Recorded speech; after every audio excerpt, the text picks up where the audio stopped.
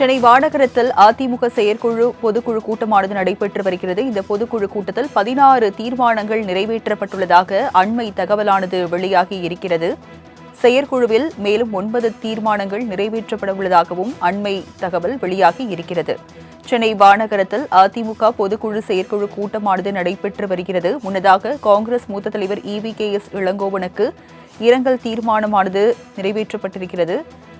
16 தீர்மானங்களானது நிறைவேற்றப்பட்டிருக்கிறது. மேலும் மதுரை அருகே டங்ஸ்டன் சுரங்கம் அமைப்பதற்கு எதிர்ப்பு தெரிவித்து தீர்மானமானது நிறைவேற்றப்பட்டிருக்கிறது. அதனை நாம் அண்மை செய்தியாக பார்க்கிறோம். சென்னை வானகரத்தில் நடைபெற்று வரும் அதிமுக செயற்குழு பொதுக்குழு கூட்டம் ஆனது நடைபெற்று வருகிறது. இதில் 16 தீர்மானங்களானது நிறைவேற்றப்பட்டுள்ளதாக அண்மை தகவலானது வெளியாகி இருக்கிறது. விவரங்களை செய்தியாளர் ராஜேஷ் வழங்க கேட்கலாம். ராஜேஷ், அதிமுக பொதுக்குழுவில் 16 தீர்மானங்கள் நிறைவேற்றப்பட்டிருப்பதாக சொல்லப்படுகிறது. விவரங்கள் என்ன? அதிமுகவை பொறுத்த வரைக்கும் இந்த பொதுக்குழு என்பது மிக முக்கியத்துவம் வாய்ந்ததாக பார்க்கப்படும் போது அதனுடைய தீர்மானம் என்பது மிக அதீத முக்கியத்துவம் வாய்ந்ததாக பார்க்கப்பட்டு வருகிறது. அந்த அடிப்படையில் பார்க்கும் பொழுது நீட் தேர்வு ரத்து குறித்து நாடகம் ஆடுவதாக திமுக அரசுக்கு கண்டனம் தெரிவித்து தீர்மானம் நிறைவேற்றப்பட்டிருக்கிறது. அதே மாதிரி டங்ஸ்டன் சுரங்கம் அமைக்கும் முடிவை மத்திய அரசு கைவிட வேண்டும் என்று வலியுறுத்தியிருக்கிறார்கள். அதே போல நிதி பகிர்வை மத்திய அரசு பாரபட்சமின்றி வழங்க வேண்டும் என்ற அந்த தீர்மானமும் இடம்பெற்றிருக்கிறது. அதே போல ஜாதிவாரி கணக்கெடுப்பை திமுக நடத்த வேண்டும் என்று இந்த பொதுக்குழுவில் தீர்மான உறுப்பினர்கள் வலியுறுத்தியிருக்கிறார்கள். மக்கள் நலனை பின்னுக்கு தள்ளி அரசின் நிதியை வீணடிப்பதாக கூறி திமுக அரசிற்கு கண்டனம் தெரிவித்திருக்கிறார்கள். சென்னை உயர்நீதிமன்றம் வழக்காடு மொழியாக தமிழை அறிவிக்க வேண்டும், அதே போல திருக்குறளை தேசிய நூலாக அறிவிக்க வேண்டும் உள்ளிட்ட பல்வேறு தீர்மானங்கள் இதில் நிறைவேற்றப்பட்டிருக்கிறது. கிட்டத்தட்ட 16 தீர்மானங்கள் நிறைவேற்றப்பட்டிருக்கிறது. ராஜலட்சுமி, மேலும் 9 தீர்மானங்கள் நிறைவேற்றப்பட இருப்பதாக சொல்லப்படுகிறது. ராஜேஷ், அது குறித்த விவரங்களையும் பதிவு பண்ணுங்க. அதேதான், தமிழ்நாட்டின் நிதி பகிர்வினை பாரபட்சம் இல்லாமல் ஒதுக்க வேண்டும். மாநிலங்களின் உரிமையை பறிக்கும் வகையில் மாநில பட்டியலில் இடம்பெற்றிருக்கக்கூடிய கல்வியை நாட்டில் அவசர அமலில் இருந்து காலகட்டத்தில் பொதுப்பட்டியலுக்கு மாற்றப்பட்டதை மீண்டும் மாநில பட்டியலுக்கு சேர்க்க வேண்டும் என்பதை அரசியலமைப்பு சட்ட திருத்தமாக கொண்டு வர வேண்டும் உள்ளிட்ட தீர்மானங்கள் இடம்பெற்றிருக்கிறது. அதே போல அதிமுகவினுடைய வழியில் செயல்படக்கூடிய, அதாவது முன்னாள் முதலமைச்சர் எம்ஜிஆர் மற்றும் ஜெயலலிதா ஆகியோர் வழியில் செயல்படக்கூடிய முன்னாள் முதலமைச்சரும் எதிர்க்கட்சி தலைவருமான எடப்பாடி பழனிசாமி தலைமையில் 2026 மீண்டும் தமிழ்நாடு முதலமைச்சர் ஆக்குவோம் என்ற சூளுரையை அனைவரும் ஏற்க வேண்டும் என்று தீர்மானம் நிறைவேற்றப்பட்டிருக்கிறது. அதே போல சிறுபான்மையினர் நலன் காக்கும் வகையில் அனைத்திந்திய அண்ணா திராவிட முன்னேற்ற கழக ஆட்சி காலங்களில் நடைமுறைப்படுத்திய திட்டங்களை முடக்கிவிடாமல் தொடர்ந்து செயல்படுத்த வேண்டும் என்று திமுக அரசை வலியுறுத்தியிருக்கிறார்கள். அதே போல 2021 சட்டமன்ற பொதுத் தேர்தலின் போது திமுக ஆட்சிக்கு வந்தால் 20 ஆண்டுகளுக்கு மேலாக சிறையில் வாடும் இஸ்லாமிய சிறைவாசிகளை விடுதலை செய்வதற்கான நடவடிக்கை எடுக்கப்படும் என்று தெரிவித்திருந்தார்கள். அதனை செய்ய வேண்டும், முயற்சி மேற்கொள்ள வேண்டும் என்று இந்த தீர்மானங்கள் வலியுறுத்தப்பட்டிருக்கிறது. ராஜலட்சுமி, ராஜேஷ், பொதுக்குழுவில் 16 தீர்மானங்கள் நிறைவேற்றப்பட்டிருக்கிறது. இது குறித்த விவரங்களை மீண்டும் ஒருமுறை பதிவு பண்ணுங்க. பொதுக்குழுவை பொறுத்த வரைக்கும் முக்கியத்துவம் வாய்ந்த தீர்மானங்கள் நிறைவேற்றப்பட்டிருக்கிறது. முதலாவது தீர்மானமாக அதிமுகவினுடைய பொதுச் செயலாளர் எடப்பாடி பழனிசாமிக்கு ஜானகி அம்மாளுடைய 100ஆண்டு விழாவை சிறப்பாக நடத்தியதற்கான அந்த பாராட்டுக்களை தெரிவித்து தீர்மானம் நிறைவேற்றப்பட்டிருக்கிறது.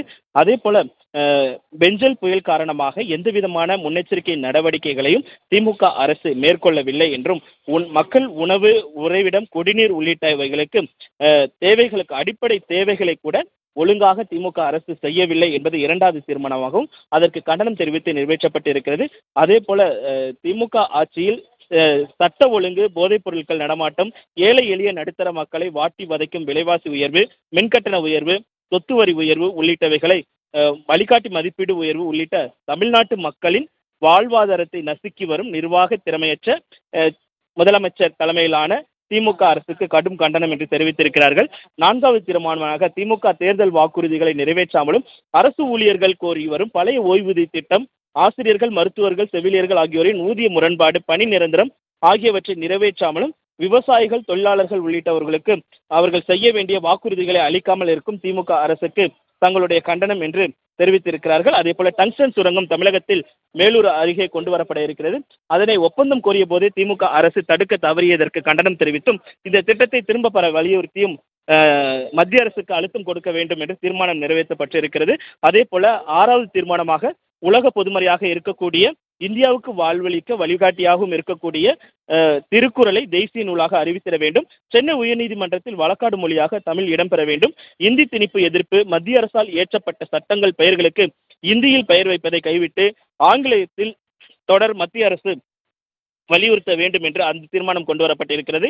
7வது தீர்மானமாக மக்களுக்கான திட்டங்களை தீட்டி அவைகளை செயல்படுத்துவதற்கு நிதி ஒதுக்காமல் திட்டமிடல் எதுவுமின்றி விளம்பரத்திற்காக ஃபார்முலா 4 கார் பந்தயம் நடத்துதல், வரமுறையின்றி சிலைகள் வைத்தல், பூங்காக்கள் அமைத்தல், பேனா நினைவு சின்னம், பல கோடி ரூபாய் மதிப்பீட்டில் பன்னாட்டு கூட்டரங்கு கட்டுதல் போன்றவற்றிற்கு முன்னுரிமை கொடுத்து ஆடம்பர செலவு செய்து மக்கள் நலனை பின்னுக்கு தள்ளிய அரசு நிதியை வீணடிப்பதாக திமுக அரசிற்கு கண்டனம் தெரிவித்திருக்கிறார்கள். அதே போல குடிமராமத்து திட்டம், தடுப்பணைகள் திட்டம், அணைகள், ஏரிகள், குளங்கள் மற்றும் நீர்நிலைகளை ஆழப்படுத்தி நீரை சேமிக்கும் திட்டம் ஆகியவை நிறைவேற்றப்பட்டதை திமுக அரசு தொடர்ந்து செயல்படுத்த வேண்டும் என்று தீர்மானம் நிறைவேற்றப்பட்டிருக்கிறது. அதே போல தமிழ்நாடு தண்ணீர் பற்றாக்குறை கொண்ட மாநிலமாக விவசாயம் மற்றும் குடிநீர் தேவைக்காக அண்டை மாநிலங்களை நம்பியிருக்க வேண்டியுள்ளது.